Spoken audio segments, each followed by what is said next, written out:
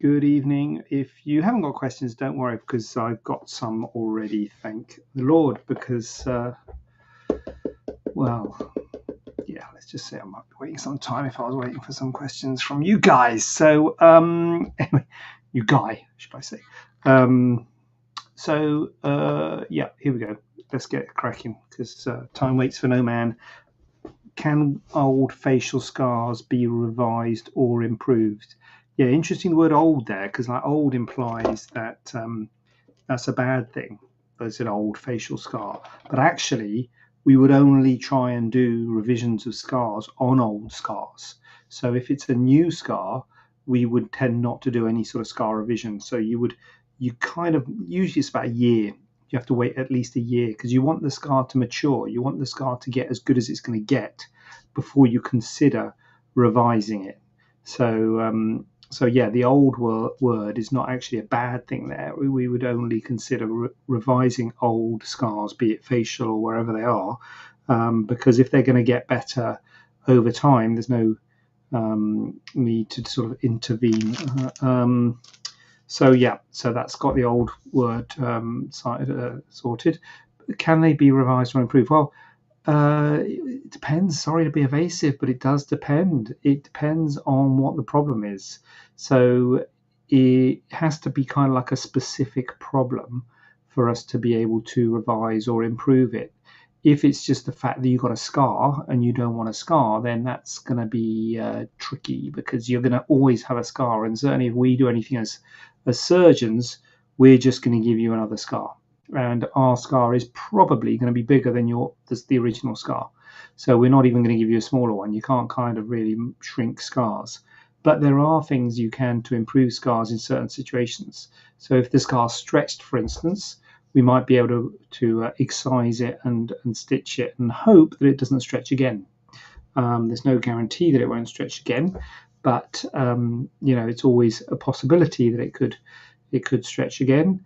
And I think I've got a problem with, anyway, Clash of Clans has made my TikTok so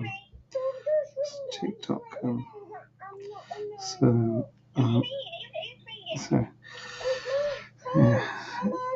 Okay, I don't know if we can edit this out in the what. Anyway, okay, sorry about that. I've got multiple devices. This is what happens when you're a influencer. So yeah, if it's stretched, we might be able to revise it and make it less stretched. If it's lumpy, we might be able to do something, some injections or some silicone gel or tape, or for bad lumpy ones like keloid scars, you can sometimes excise them, although you've got to be careful with that. And if it's in a bad line, saw a patient the other day who had a scar coming down their face, their forehead like that, and that's a bad orientation. You normally want them like that, and this here you might want to go up and down, but there you want to go like that. So it would have been possible to revise that and make it a zigzag shape to make some of the scar lie in the lines and break up the scar a bit. But obviously that's quite a lot to take on because that scar will be bigger. So you'll be revising the scar and giving a bigger scar, but hope the orientation of the bigger scar is better than the old scar. But that's quite a lot to take on, and so it's not all it's cracked up to be. I'll be honest with you. So it's you've got to be kind of realistic about what you can do in terms of scar revisions, and sometimes, or at least we're not always able to help, and in fact we're often not able to help.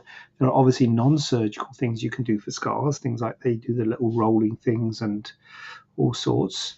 We don't really get into that. We've got a question.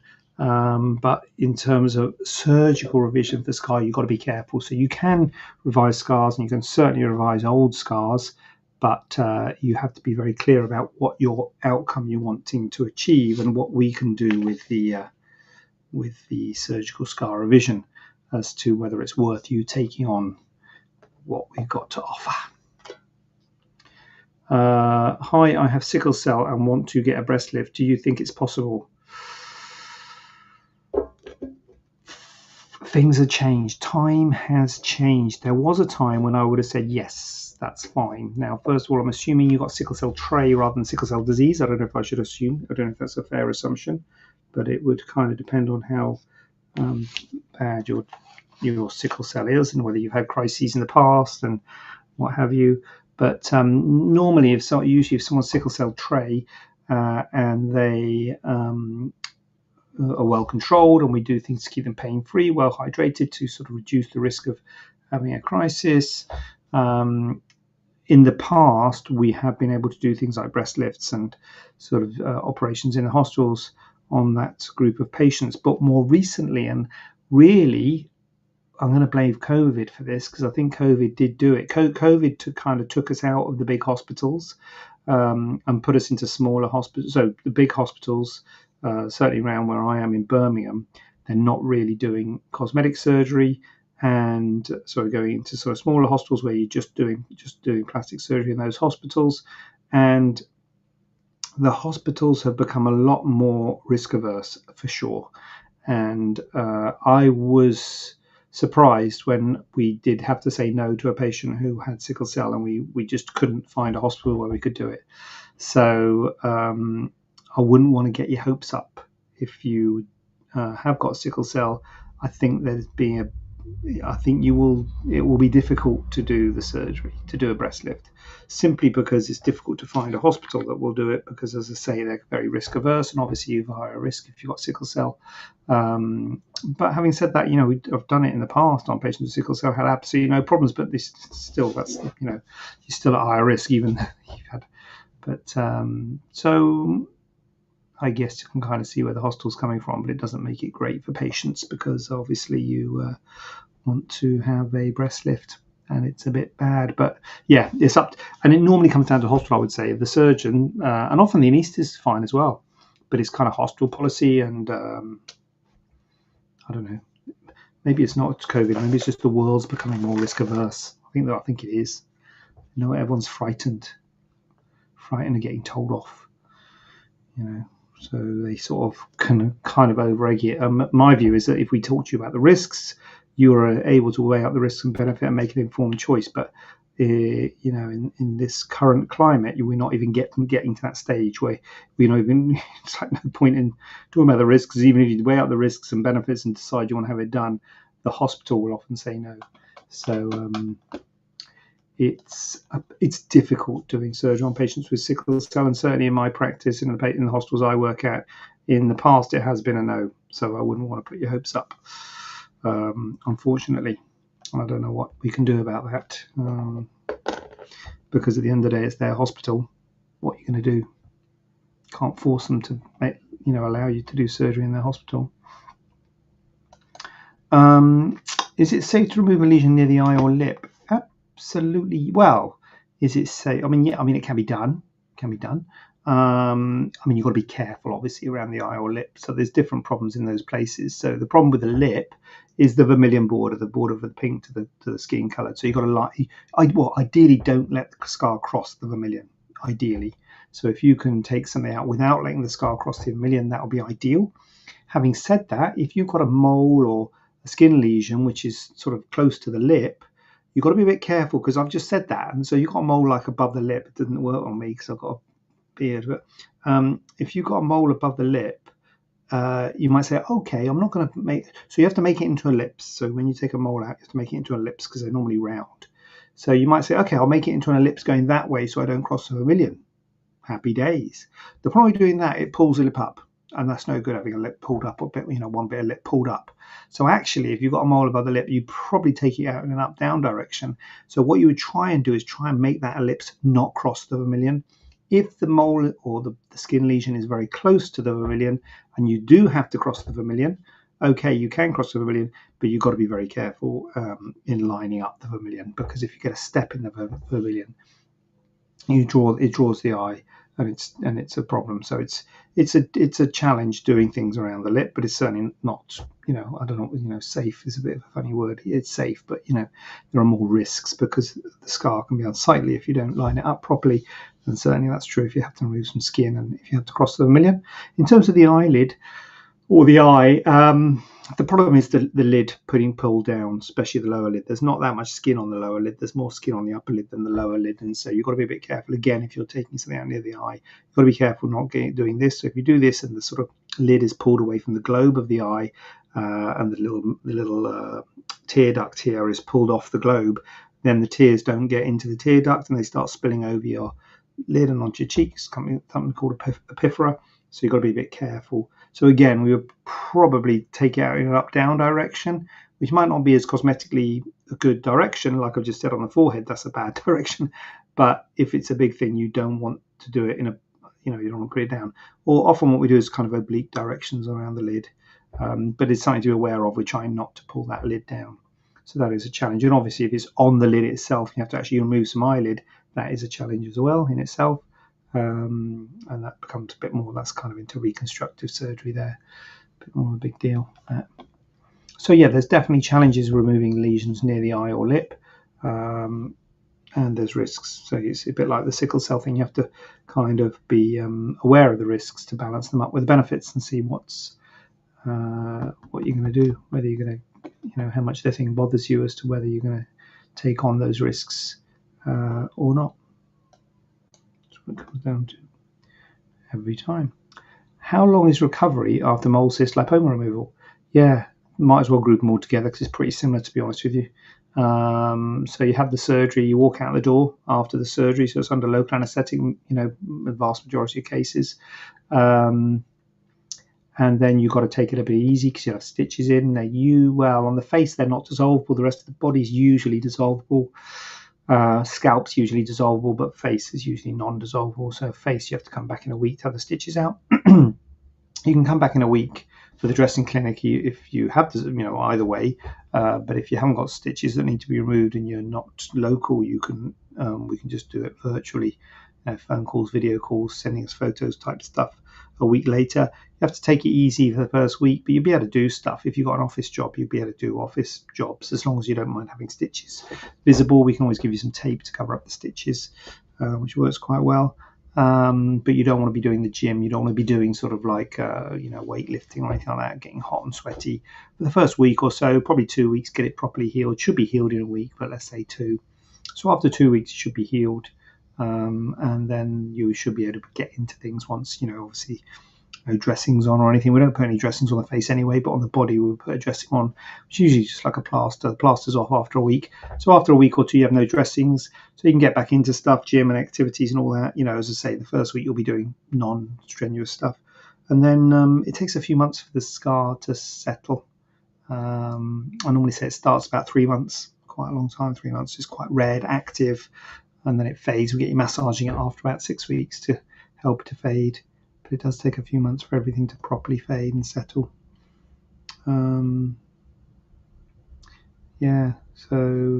a few months for it to start, and it can take 6 months, 12 months even. Certainly on the body, scars can be very red for a long time. The face tends to settle a bit more quickly than the body.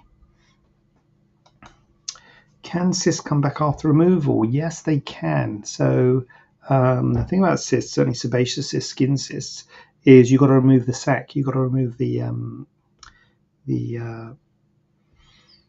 sac.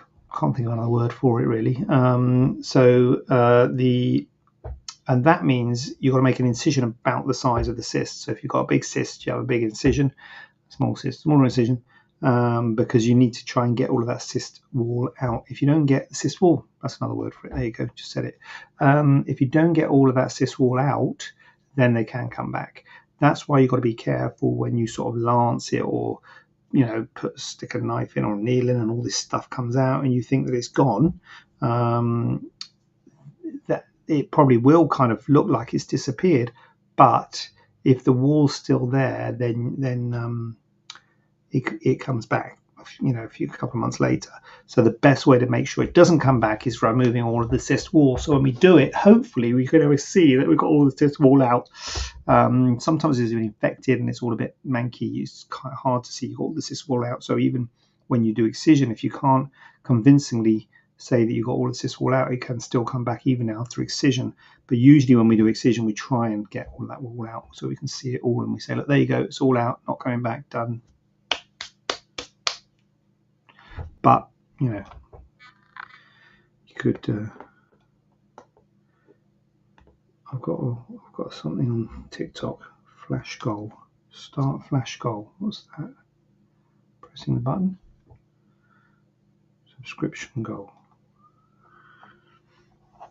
Okay, don't know what that is. Press the button anyway. Is mole remove flash goal? 3 gifters send rows to your live in 15 minutes. Start. Achieve the goal. Achieve this goal when 3 gifters. So what's rows? Send rows. Okay, got a flash goal. Okay, fair enough. Is mole removal painful? Well, the local anaesthetic stings a bit, and I wouldn't say it's painful. It does sting a little bit, so you have to have local anaesthetic to remove the mole, so that stings. So once that's in, that's fine. So just that stingy bit at the beginning. I think the worst bit's the thought of it, to be honest with you, because often it's quite stressful, the thought of it. But you know, it does sting a little bit. Certainly if it's around the face, around the nose, places like that, a bit sore. Can sort of sometimes bring a tear dry. But once it's in, it's like going to the dentist. It's like that. But once the local's in, you should be fine. And then you just feel movement. You don't feel anything painful. And then when you have it done, a lot of people worry that when the local anaesthetic wears off, they're going to be suddenly hit by pain. Not strictly true, because the painful things are doing it, and the local anaesthetic covers you for that. So the only thing I do tell people that when the local wears off is that sometimes you get a bit of bleeding because the local anaesthetic's got adrenaline. So when the adrenaline wears off, you can get a bit of bleeding. So that's something to be aware of, because sometimes if you have a mole removal or something like that, and then you go home and then it's bleeding when you get home when it wasn't earlier, sometimes people think, what's going on there? That's not right. But it's just the fact that the adrenaline's worn off. But when the local wears off, it's just a bit sore, and so just normal painkillers, paracetamol, stuff like that. So usually not too bad. What skincare do you recommend after having a mole removed on the face? So basically, we give you. So usually you don't put a dressing on. So usually don't have any dressing at all. If you want, you can have some tape to cover it if you're seeing people or clients, whatever. So a bit of tape to cover it. Stitches in, stitches come out after a week. And then what I normally say to people is just leave it alone. Don't do anything to it. Don't do any sort of skincare or anything. Well, you can do skincare, but don't do anything specifically to the scar. And then what I normally do is I catch up with you at 6 weeks, either in person in the clinic or on the phone or video call or whatever. We talk about scar management. And at 6 weeks, things are usually pretty well knitted together. So we get you massaging it then, and that's normally the mainstay of kind of skincare, really. Moisturizer, massage. We've got some stuff called QV cream, but it doesn't really matter what you use. You can use any sort of moisturizer just to moisturize it and give it a bit of pressure. Circular motions, make it blanch, a little bit of pressure. Obviously, if it hurts, then back off. But at 6 weeks, usually it's pretty good. So a bit of pressure, 2 or 3 times a day if you can. So that's the mainstay. And time is really important. It does take many months for it to fade. While it is red and active, you've got to avoid getting a tan on it, because if you get a tan on it, it can end up with a pigmented scar. So that's important. Anything that helps healing. So sun is bad. Smoking is bad. Keep yourself well hydrated, keep your skin moisturized, and a bit of pressure on the scar, and basically give it time. That's the mainstay of scar management. Obviously, if you get problems with the scar, there are things we can talk about. If it's a bit more red than normal, if it gets a bit sort of raised and lumpy or anything like that, there's different things we can do. But the vast majority of scars do not need anything more than that. Bit of moisturizer and massage 2 or 3 times a day. And just patience, because it does take many months for it to really properly settle and fade. So that's the sort of that's the norm, if you will. Right, okay, that's it. I'm out of questions. If you've got any questions, hit me with them. Have we got any questions there? I'll wait at people. I've got a flash goal. View the flash goal. So if you have any questions, just message me, call me, or whatever, and I will do my level best to answer them next week, because I'll be in the same place. and the same time. So I'm very much looking forward to doing this all over again next week, and I'm sure you are. I mean, I can tell it is pretty exciting to consider that we'll be doing this again next week, isn't it? Yeah. Well, try and control yourself, and let's just one day at a time. Let's just. Oh, hello. What's going on? Dodie Jojo. What Dodie Jojo got a question. Can you remove a hematoma from the buttock under the muscle? Oh, blimey. Dodie Jojo, that's a big. Dodie Jojo's come in hard with a big question there. So have you had surgery? Is this a post-surgical hematoma, or is this like post-trauma hematoma? So big question there. So, can you remove a hematoma? Yes, you can.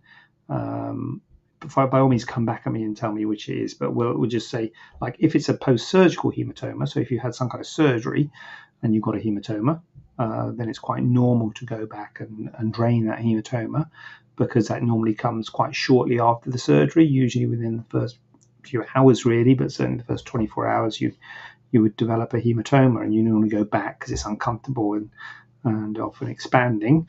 But if it's kind of like a trauma and something that's happened maybe a while ago, and presumably you had some kind of scan which confirms it's a hematoma, post-surgical one, you often don't need a scan. You can, if it's a few hours after surgery and it starts expanding, it's almost certainly that. But if it's kind of some kind of trauma and you don't know what it is, and you've had a scan and they've said there's a hematoma, you often don't need to have surgery if it's not expanding, if it's kind of old. Here we go. I fell down the stairs 3 years ago and the numbers going on. I've been told it's close to a nerve, but I know others have had this done. Crumbs, do you? It's not a common thing. I fell down the stairs years ago. The lump has never gone. So, do you know it's a hematoma? I mean, it may not be a hematoma. It might be something else. It might be a lipoma or some other lump, which you just noticed after falling down the stairs. Because a hematoma is, well, a blood clot. Basically, it's a large lump of blood, and the blood will kind of resorb. So, if you fell down the stairs 3 years ago and you developed a hematoma, and you've got a lump now, that lump won't be hematoma. The blood will have resorbed.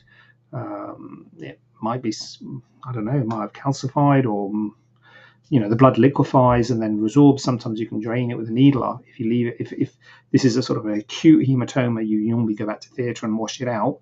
But if you don't wash it out, they resorb, and sometimes they liquefy, and you can take it out with a needle. But 3 years ago is a long time. Yes, they've told me it's a large hematoma. They said it will be absorbed, but I feel like I'm being fobbed off. Okay, I'm fobbing you off as well. It's not fobbed off. It's just that's what normally happens. It's really hard when you as an individual have a problem and someone says, oh, this usually happens and that doesn't happen, because you think they're fobbing you off. But the fact of the matter is, the vast majority of cases, it does resorb. So it's just difficult because yours hasn't. So I don't think they're kind of fobbing you off. I think, usually a hematoma, if it's left, will resorb. They can be uncomfortable, but certainly 3 years down the line, it's unusual. I mean, what I would say is, first of all, this is not normal, and I would question whether it is a hematoma. As I say, 3 years after having some kind of trauma, the blood is not going to be there. The blood will have gone. So if you've got a lump, it's something else. It could be something like a fat fracture. Sometimes a fat can break and form a lump. As I say, it could be something like a lipoma or something that was there already and you just noticed it. But I would say the first thing is to see what it is. So a scan, yeah. Have some kind of scan, ultrasound scan or something, to see what it is, and move from there. But you're absolutely right. There is no, you wouldn't want to go in. You want to know. So the thing about buttock is, because if you have a lump in the buttock, where is that lump? Now, sometimes if you can feel it's right underneath the skin, but something like a hematoma, especially like you've already just said there, it's under the muscle. If it's deep, you've got to say, where is it? How far away is it? So if I'm going to do surgery to find this lump and kind of get rid of this lump, what am I going to have to go through to get there? And certainly there are big nerves down deep, as well as big blood vessels down deep in your buttocks. So you've got to be really careful doing surgery, and you probably need a general anaesthetic for that. You would definitely need a general anaesthetic if it is underneath the muscle, as you say. And you're looking at sort of cutting through muscle, which is an uncomfortable operation. So you're looking at a sort of relatively big deal. But I'm with you there. If it's been there for 3 years, then you got to think you got to do something, because if they're going to say it's difficult to say, it's going to be absorbed, because you would have thought it would have been absorbed by now, wouldn't you? So tricky one, Dodie Jojo. I would say get a scan. Have you had a scan? Maybe you've had a scan. Have you had a scan? So I would say get a scan, and I would say it would be very unlikely for this to be a hematoma, but God knows I've been wrong before, so could be wrong. Surgeon decided to live with it. Oh, well, there you go. Oh, well, live with it then, if that's what the surgeon said. Yeah. I mean, there's no complications with living in it. I mean, it depends. Yeah. So you've seen a surgeon then. So did you have any other injuries when you fell down the stairs? Was this the only injury? Sounds like so you had some kind of, you fell down the stairs and this, or did you break any bones or anything like that? I've had 2 scans and both results said hematoma. Well, there you go. Okay. Well, okay. Yeah. But I don't know what to say. I mean, if you have a hematoma, it's possible to drain hematomas. But you're absolutely right. There's big vessels, big nerves, and as a way the scan, you've used the term submuscular in your question. So the scan has obviously said it's submuscular. So yeah, that's a tricky one, Dodie Jojo. I would sort of say if someone's seen you, they've examined you, they've got the scans, and they're saying not to have surgery on it, I would say that there is a reason for that, and that doesn't sound unreasonable, but it is difficult if you're saying it's uncomfortable and hard and etc., and not getting better over 3 years. This is my only inquiry. Landed on the injury. I landed on the sharp bit. Extremely painful. Yeah. I reckon so, Dodie Jojo. Yeah. I mean, you could always get another. I mean, did the surgeon seem like a reasonable individual? If the surgeon seemed a reasonable individual, and were they trained in some sort of, as long as it's a proper surgeon, and it doesn't sound unreasonable, but it sounds a bit harsh because you obviously got a problem and the surgeon's not helping you. But then sometimes you actually help people by not doing surgery, especially when you've got potential nerve damage and what have you in your leg, because those big nerves and vessels supply your whole leg. So you don't really want to go. He was really good through the NHS. In that case, probably listen to your surgeon, Dodie Jojo. And sounds like they are not giving you unreasonable advice, although it's probably a bitter pill to swallow. But that's an odd one, Dodie Jojo. Sorry you got that, and maybe just accept it. Yeah, really great my advice. Yeah, thank you. Yeah, well, thanks for asking, Dodie Jojo, because it's nice to have a bit of interaction, to be honest with you. So thank you, and that's good. A little bit concerned I might have burnt the lasagna now, but it's good to have interaction. It really is good, because it was due at half past. Anyway, we're only 31 parts. All right. So good. So good luck. Yeah, sorry, Dodie Jojo. Sorry I can't be more helpful. And thanks for interacting. And yeah, it sounds like, to be fair, it does sound like an odd thing you got there. If that's helpful. I don't think they're trying to fob you off. I think they're trying to give you good advice. Enjoy your dinner. Thank you, Dodie Jojo. And likewise, you enjoy your dinner. And anyone else got any buttock hematomas or any other problems, then please get in touch, because I will do my best to be helpful. And I will be here same time, same place next week. Dodie Jojo and everyone else who knows me, I'm going to send my love, and see you next week. Stop the stream.